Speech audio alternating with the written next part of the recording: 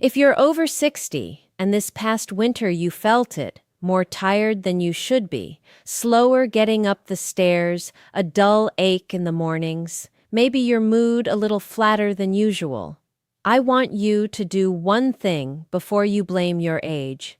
Just wait, because there's a far more likely reason hiding underneath all of that. It affects millions of Canadians every single winter, and it's the one thing your doctor almost never thinks to check.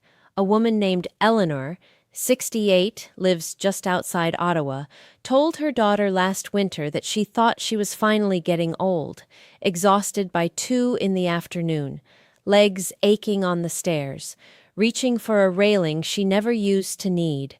Her doctor agreed, probably just her age. It wasn't.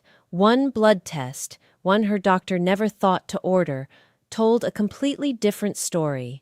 And by the end of this, you'll understand exactly why and what to do about it. Here's what was happening to Eleanor and what may be happening to you.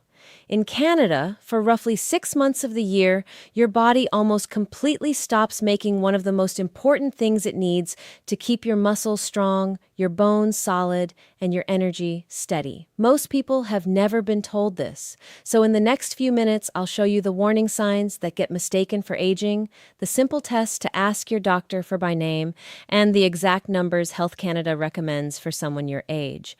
None of it is complicated. It's just rarely explained properly. The vitamin is vitamin D. And the surprising part is where it comes from. Your skin makes most of it from sunlight, not from food, from sun on your skin.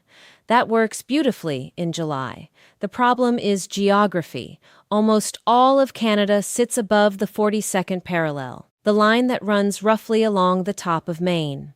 Above that line, from about October through March, the sun sits too low in the sky for your skin to make any meaningful vitamin D at all. The rays that matter get filtered out by the atmosphere. You could stand in the January sun all afternoon and make almost none. For half the year, your single biggest source of this vitamin simply switches off, and it shows up in the data. Statistics Canada found that the share of Canadians with seriously low vitamin D more than doubles over the winter, from about 1 in 20 in the warmer months to more than 1 in 8 from November through March.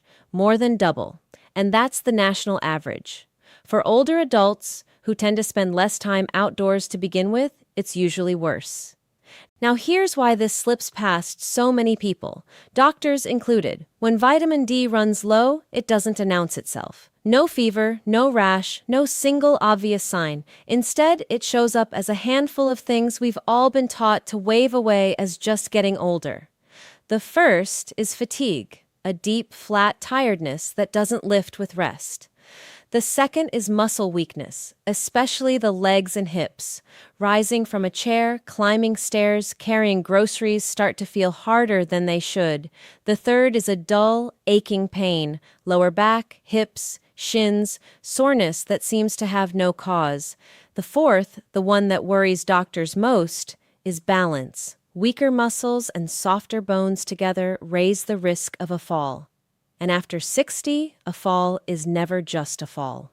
And there's a quieter one, a low, gray mood that settles in over those same dark months.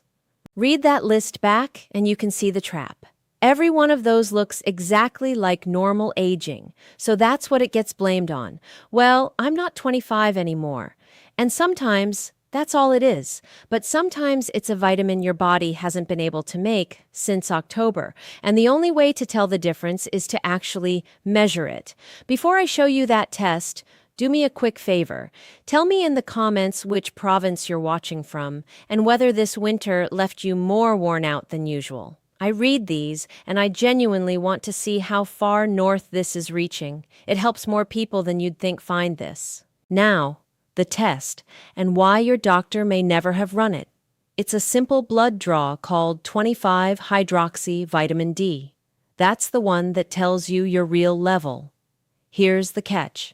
In most Canadian provinces, that test isn't done routinely. It's usually not part of a standard checkup. And in several provinces, it isn't even covered unless you have a specific medical reason. So unless something prompts it, it simply doesn't get ordered. And this is the part that frustrates me most.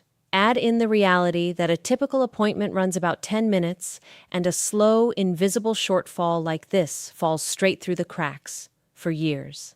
So here is the single most useful thing you can take from this video. You may have to ask for it by name. Say to your doctor, "I'd like to check my vitamin D, the 25-hydroxy test." Write it down before your next appointment. Most doctors will be glad you asked. Say the result comes back. What are you looking for? In Canada, these levels are measured in nanomoles per liter.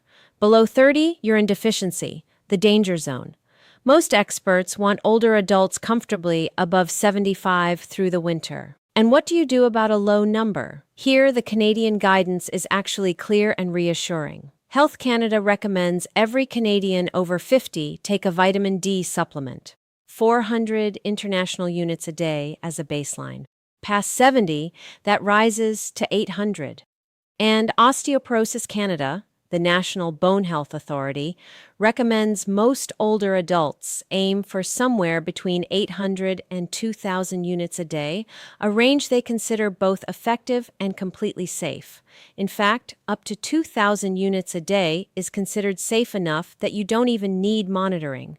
On the label, look for vitamin D3. That's the form your body uses most easily, and it absorbs best taken with a meal that has some fat in it, so alongside breakfast or dinner works well. To make it easy, I've put a few third-party tested D3 options down in the description, but honestly, any reputable brand will do the job.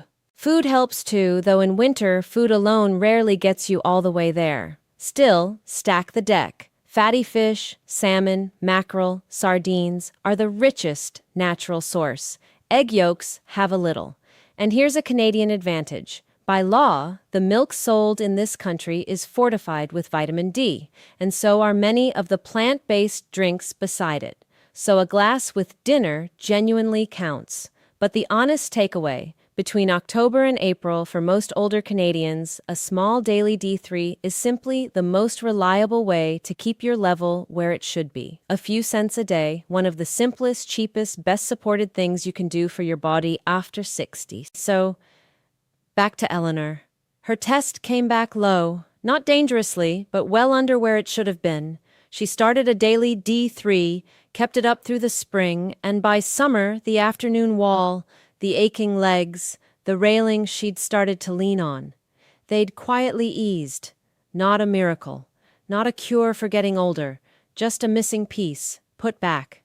Here's what I want you to take from this. Getting older is real. But not everything we blame on age is actually age. Sometimes it's a Canadian winter and a vitamin your body couldn't make. And that part you can do something about.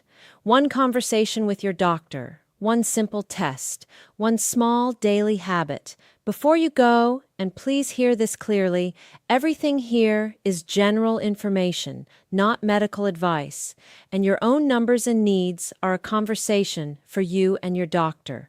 But it's a conversation worth starting. And if this helped you see something you'd been writing off, subscribe. Because next time I'm walking you through the one mineral that works hand in hand with vitamin D, the one most Canadian seniors are also quietly missing, and why taking vitamin D without it can actually work against you. That's the other half of this story. I'll see you there.